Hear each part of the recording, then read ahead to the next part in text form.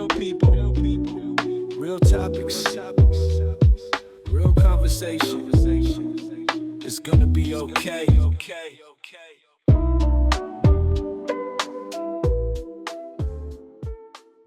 Hey guys, thank you for tuning in. You're listening to It's Gonna Be Okay, the podcast for all things mental health and recovery. On the intro episode, we touched on why I actually started this and everything like that. This next episode, I've got a very special guest who's been in his own recovery himself, fighting his own battles and going through his own thing. I actually interviewed him recently for a volunteer job that I work at a radio station. His name is ALTA. Welcome to the podcast, man. Yeah, how you doing, my brother? Yeah, good, bro, good. As you would know, on Youth Jam Radio, that was mainly like music and stuff, and we did a rewind at the start to see how you got started, but we're going to rewind even further now, and just childhood and stuff. I know you reside in Mandurah. Is that where you've always grown up, or? Nah, so I was born in Armidale Hospital, Armidale Kelmscott. I grew up in Huntingdale, and then I lived in Thornley for quite a few years, but I've lived in probably at this point over 30 suburbs, I've gotten around Perth. You got a fair bit. Yeah. You got some favourites, or? Mandurah. Yeah, Mandurah. I moved to Mandurah probably 8 years ago, and I've been on and off back in Mandurah, but once you get in Mandurah, you can't can't get out, eh? You can't escape, no, you know. It's good though.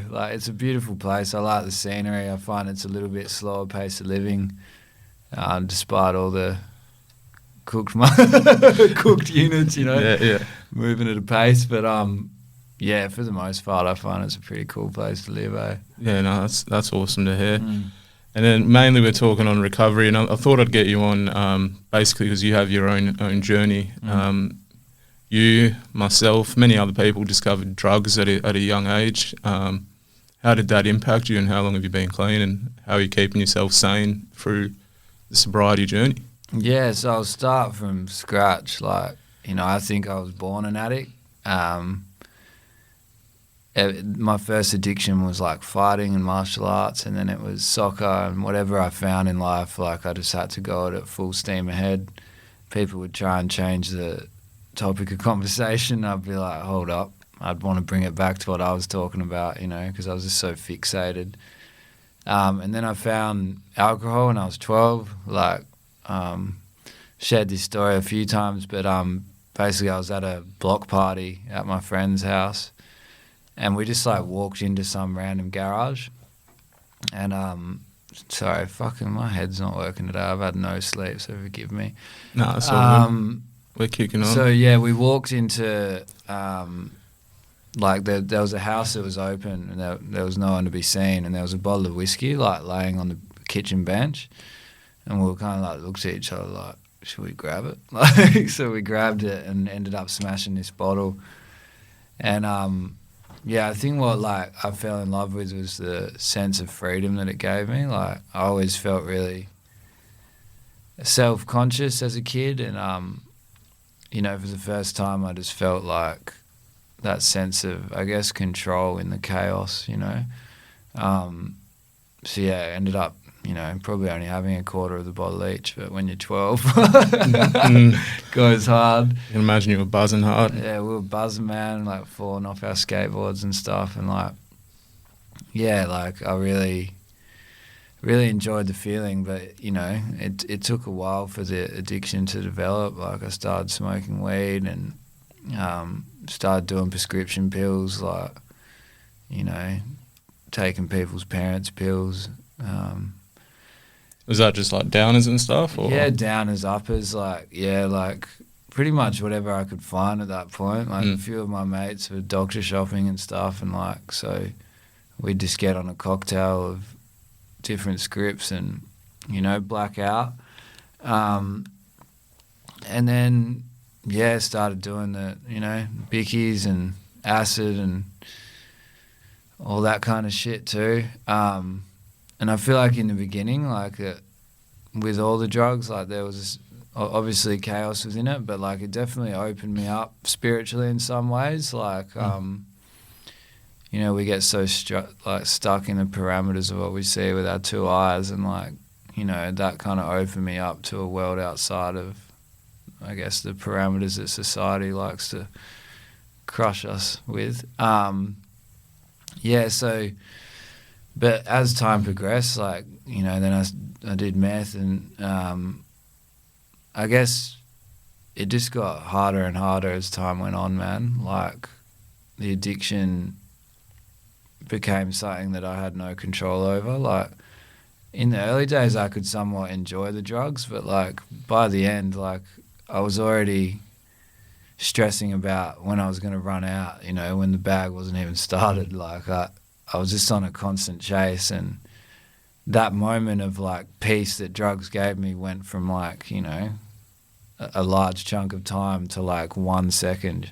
It was almost like that first hit, like when I'd fucking, you know, a cone or whatever it was like, but like that moment of peace was like so fucking thin, and then everything else was just a chase, and like I never felt present. Yeah, it is a bit like that. I know even with myself, with like weed and stuff, and even other drugs, you know, it's always the first high, and you just, would you say you're just trying to get it back as soon as you start? Yeah, and you can never quite recapture it. Like, yeah, it just became a lot more depressing and miserable, and it's like you're trying to recreate these moments from, well, I was trying to recreate moments from my youth of when it was still fun, and it's like I'd hit that spot maybe 1 in 100 times when it was fun.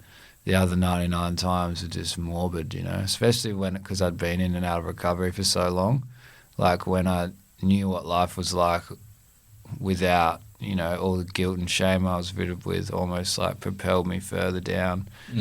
Yeah, and I just couldn't be content. I'm just on that endless chase, you know. And then you're obviously like clean and in recovery now. How long have you been on the journey for with recovery, and what's the main things you've noticed? So I first like knew I had a problem with drugs when I was like 16. It was the first time I attempted getting clean, but didn't really have a whole lot of success. Like, it would last a few weeks, and then I'd be back to square one, chopping and changing substances or whatever. But yeah, when I found a 12-step program, that's when I really got like substantial clean time. But it's been a battle. Like, I nearly had a year clean. Thought I had it in the bag. There was a few circumstances that at the time made it difficult to stay clean because of like my living situation and stuff. But yeah, then I relapsed, and it was, you know, relatively minor. Like, it only lasted a day, and then I didn't want to celebrate my clean time. I kind of like disconnected from the 12-step program somewhat. Felt frustrated that I had to start from scratch, and then it was only like maybe 2 months later that I had like a really serious relapse. And like that, I think the good thing about that is because of how dark it got, how quickly, like, there's a healthy amount of fear within me that keeps me from wanting to go back. So now I've been clean for 8 months off of everything, and yeah.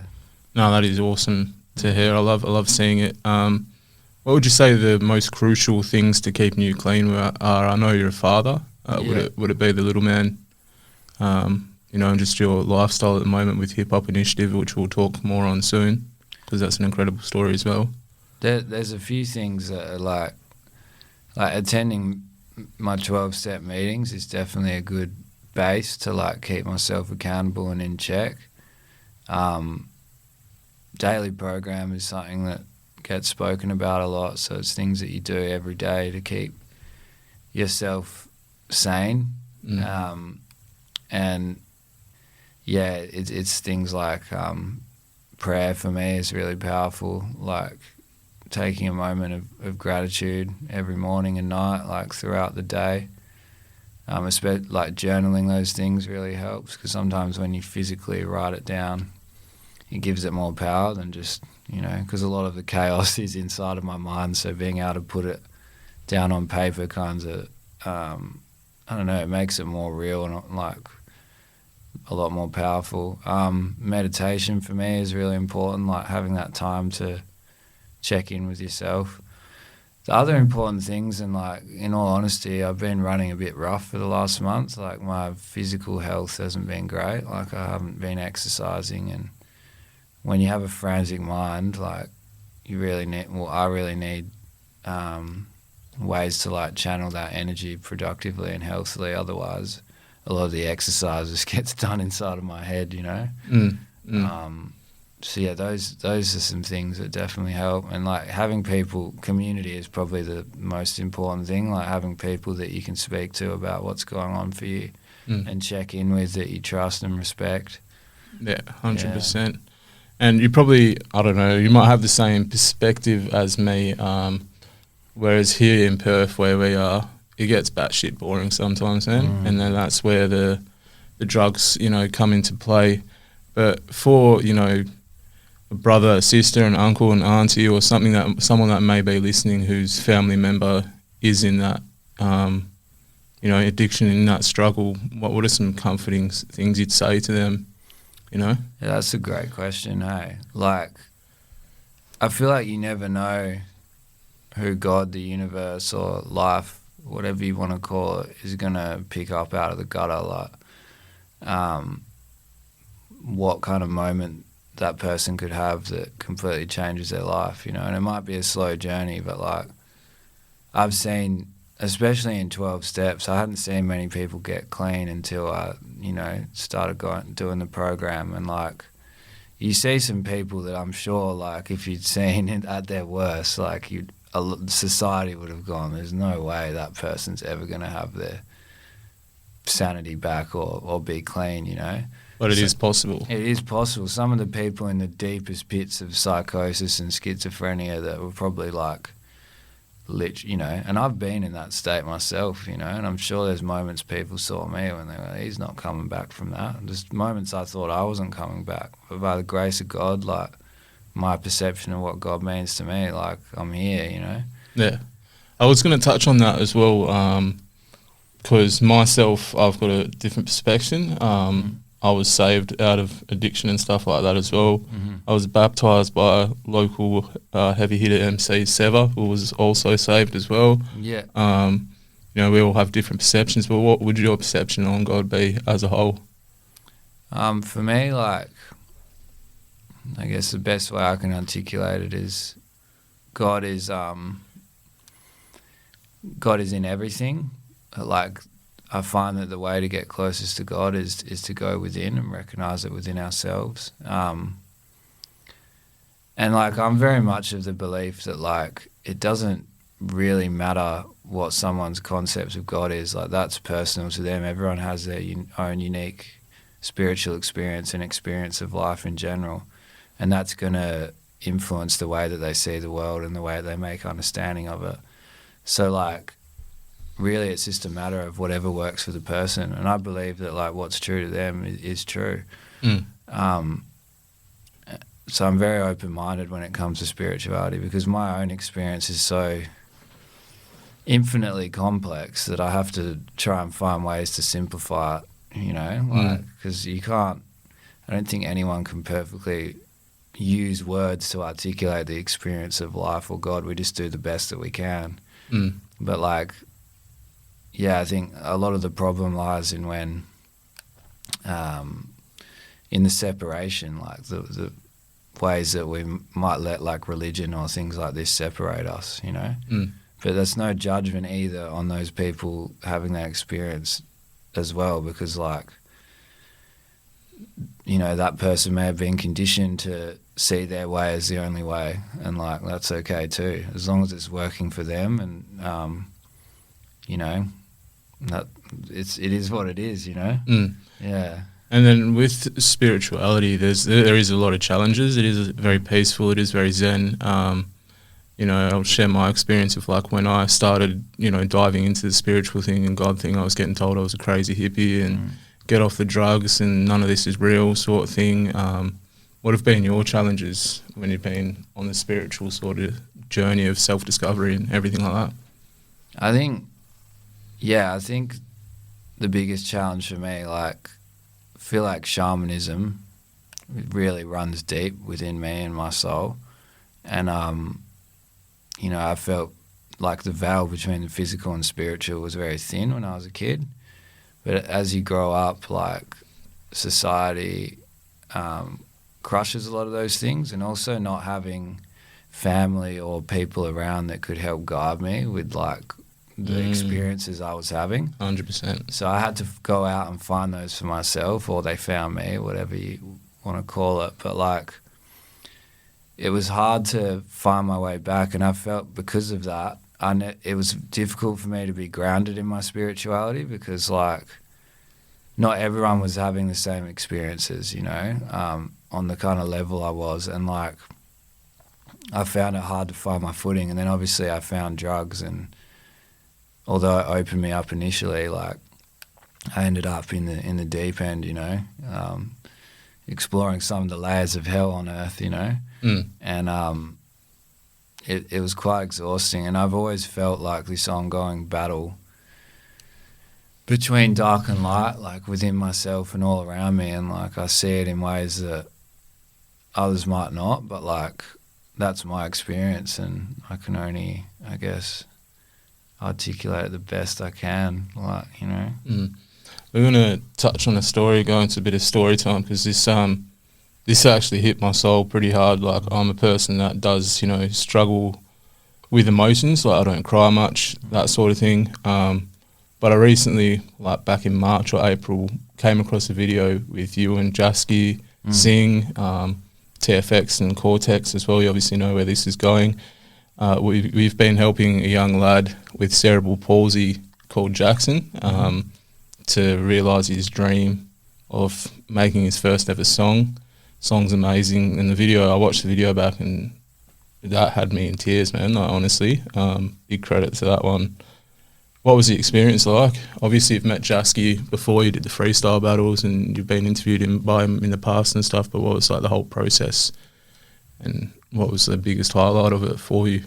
And the biggest highlight was watching the video of Jackson and his mum watching it and seeing how emotional they were and how much of a impact it had. Like, and I felt that as the process happened, but like, to see that, it just was a testament to like how beautiful it all was. Like, I think the coolest thing about it was watching Jax like in the studio pushing past those, I guess, limitations that might have been imposed on him throughout life, you know. Like, I feel like a lot of us get told what we can and can't do, and I can imagine for people with varied abilities, like, they've probably felt that a lot. And like, seeing him push past, like, it was just incredible, hey. He's such an inspiring person, like, just his strength and his determination, like. And most of all, man, the thing that really like made me gravitate towards him, like, because we still speak now, is just like how loving of a person he is. Like, he has so much love in his heart and wants to do, you know, positive things for the world and for himself, and like, yeah. There you go. For the listeners listening, like, don't let limitations hold you back, I guess, eh? Yeah.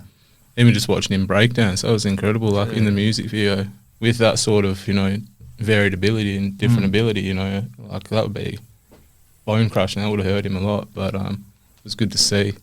We'll touch more on music as well, because the way I like it with your music, you're using it as a healing thing. Yeah. Whereas with, you know, Australian hip hop in general, it's more so stab, stab, drill, drill, and this and that, you know.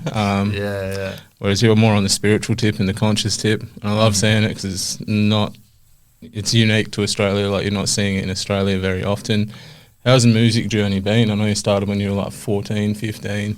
Yeah, it's been beautiful, man. And I feel like even in my early music, there was like always elements of that conscious side, like just by, you know, the process of self-exploration through my music and stuff like that. But yeah, I'm not sure exactly when it shifted, but like there was a certain time when I realized like how powerful the music really was, like music in general. And I don't know, I'm trying to sort of, I guess it was when my kind of drive for revolution started to really spark, like seeing all the injustice and the darkness and the evil in the world. Like when that started to happen, I felt like this surge through me, and it was like when I started writing things and freestyling things, like it wasn't just coming from me. Like I felt this like collective energy, this kind of pull towards the music that was way more real than anything I'd felt before, and like I just started to follow that pull. And I guess like, yeah, what you said is true. Like conscious hip hop has become somewhat a rarity, but like at the same time there's definitely a surge in artists like speaking about these things, and like it's cool to be able to be a voice for those people, hey, because like I want to inspire other people to speak on these things too. And like, don't get me wrong, not all my music is conscious, because I feel like it's important that I showcase all aspects of my character, because that really shows the human. Like if I'm just to go around like preaching and this and that, like I'm not gonna seem human. So like I think that's why a lot of people gravitated towards Puck, was because like his ability to showcase all sides of his character. And unfortunately, like I think some of his defects like maybe potentially got him in the end, you know, the anger and violence and stuff, but like we can't ignore those emotions like they don't exist either. And music's a healthy way to channel that. Yeah, and you've got an incredible catalogue as well. Done a lot of shows. You took out a battle recently that were both at. Recently just done Go Getters, and then in 2 days you're actually performing for Jan Baxter, opening up for him. How's that? That'd be nerve-wracking, So I can imagine. Oh man, so I've got Go Getters actually on Wednesday. Yeah. And then Which has probably happened by the time the episode airs. yeah. That's why I did it like that, bro. That's why you winked at me. I've had no sleep, mate. I'm not too sharp. No, all good. But all good. yeah, Jan Baxter 2 days. To be honest, man, like I don't really get nerves as such. Like the only thing I get is like physically I need to pee before I perform. My body's like, here it comes, fucking.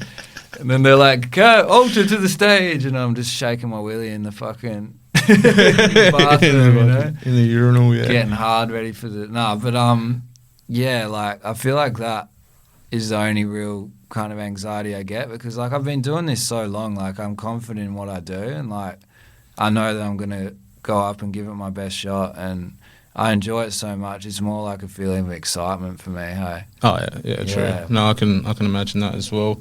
After Jan Baxter, you've got quite the milestone, actually. You've got, we're talking on him earlier, Jax, TFX and Cortex. You guys are actually getting up at Telethon. For people listening, it's actually free, isn't it? So Yeah. I'll be there. Yeah, that's going to be Hopefully. huge, man. Like, I'm really excited because we performed that song with Jax before. But I'm just pumped for him to grace the big stage. Like, it'll probably be one of the biggest shows I've ever played. It probably will be the biggest show, I'd say. A mixed crowd, you know. Yeah, definitely. For people listening, do you know what time you're on, or? I think we're around midday. There was some things shuffled around, so I'm not actually 100% sure, but yeah, we'll be there. And that's Sunday, October 20th. Thanks for reminding me. No, it's on my calendar, right? Yeah, nah. One thing I'm going to touch on right now is something I'm pretty envious of because I haven't mastered it yet. I'm getting there, but I haven't mastered it yet. You are a absolute freestyle king. Oh, I try to be, yeah. I love my freestyles, man. Just watching your Gold Dubs recently and, you know, all the stuff with Mac Shane that you're trying to get Harry Mack on, which I'm really praying that happens for you because that'd be sick. He'll be on it by the time this episode airs. Be spitting speak that into existence now, bro. You know, but yeah, it's been amazing to see all your freestyles, and I thought I'd do it a bit different. I'm actually going to get you up for 5 Fingers of Death. Yeah. I'm sure you've heard of 5 Fingers of Death. Yeah, I have. What I've done is I've got a couple really good beats here that I'm going to play in a second. Mm-hmm. But firstly, probably about I'll do 3. So podcast. Soul Gang. Yeah.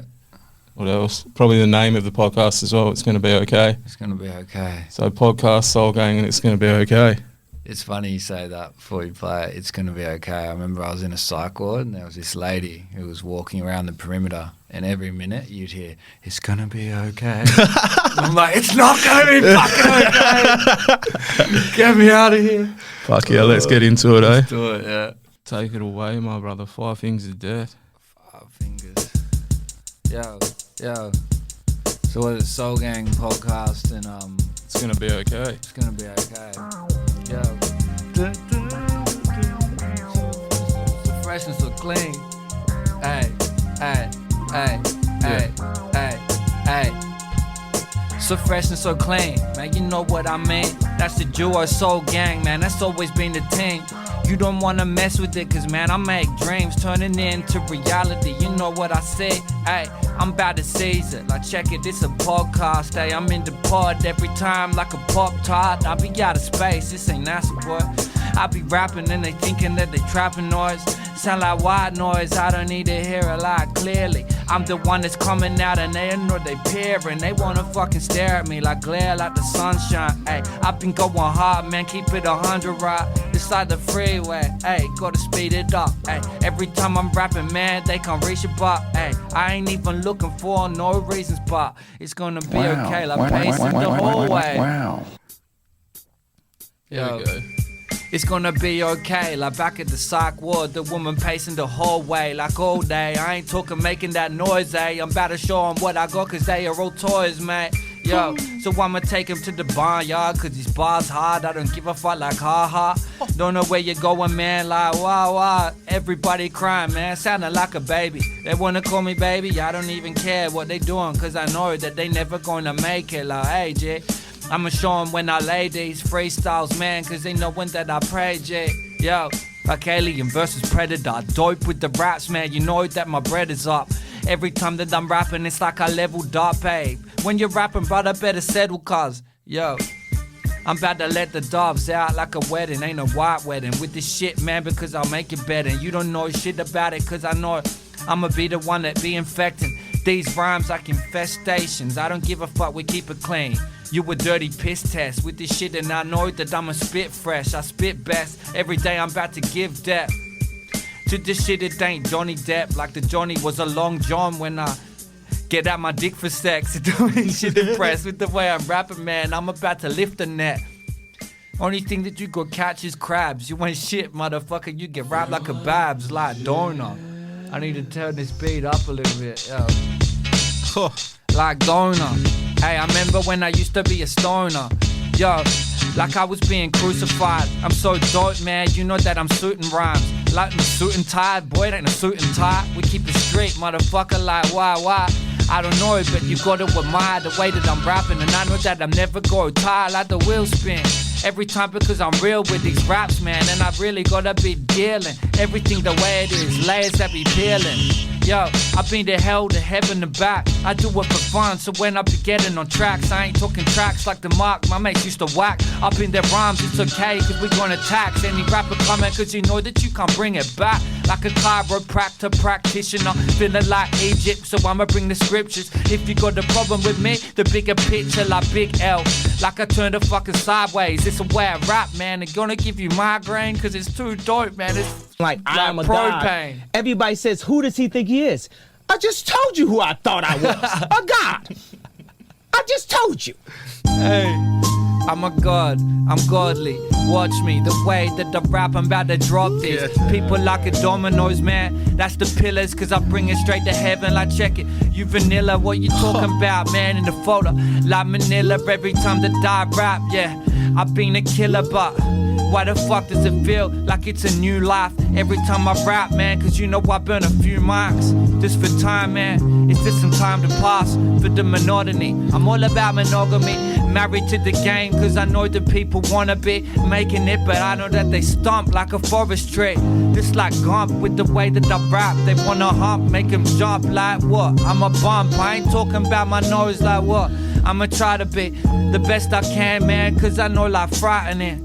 Hey, but I just gonna be surviving in this life that we living, cause I know that it'd be fine to swim with my hands out. Survival backstroke, looking at the sunshine every day. That slow is where I wanna go, I wanna be moving. every day, man, cause I'm feeling consumed with my mind. But it all happen when it be ruminating with the shit I got, man. The perfume smell great when I rock up. Give me a hell yeah! Hell yeah! I said give me a hell yeah! Hey, hey. They say hell yeah, I say heaven yeah. Every time that I'm rapping, yeah, I'm rapping, yeah. Cause the hell is in health, the hell is in wealth. Nah, fuck that shit, cause I'm being myself. Always been stealth, undercover, brother. With the way that I rap, they love it. Yo, fake ID like me loving when I'm rolling. I don't give a shit, man, strolling. Kinda like a stroller with a baby stroller. Like back in the day, man, I could put you in it.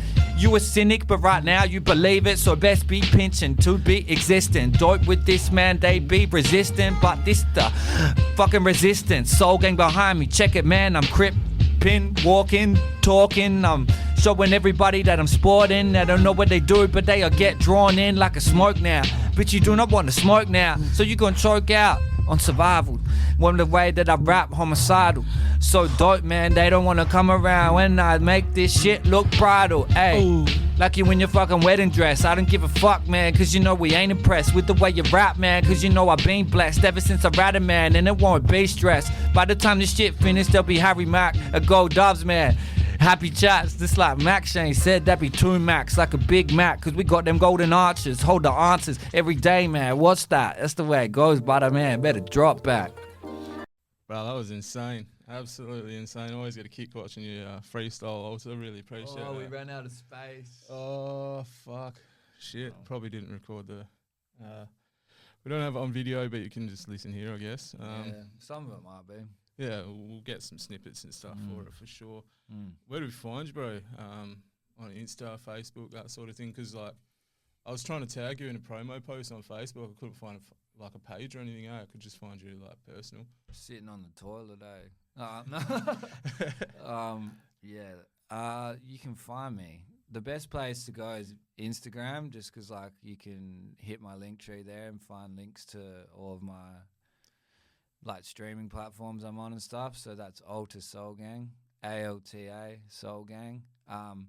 Same with Facebook. I've got a page. I don't use it that heavily. Like, I do post on there, but I started from scratch a year ago. So, like, I'm finding Instagram's my favorite to use. I post on TikTok and then I delete the app because I just don't really like the app. Like, but may as well be there, you know. You Yeah, definitely. know. One thing I forgot to ask is Soul Gang. What is Soul Gang, to end the show? What is Soul Gang and what does Soul Gang actually mean to you? So Soul Gang is what I call all the people supporting with me and riding with me. So if you support my music, like, you're part of the Soul Gang. You support the movement, like, you know.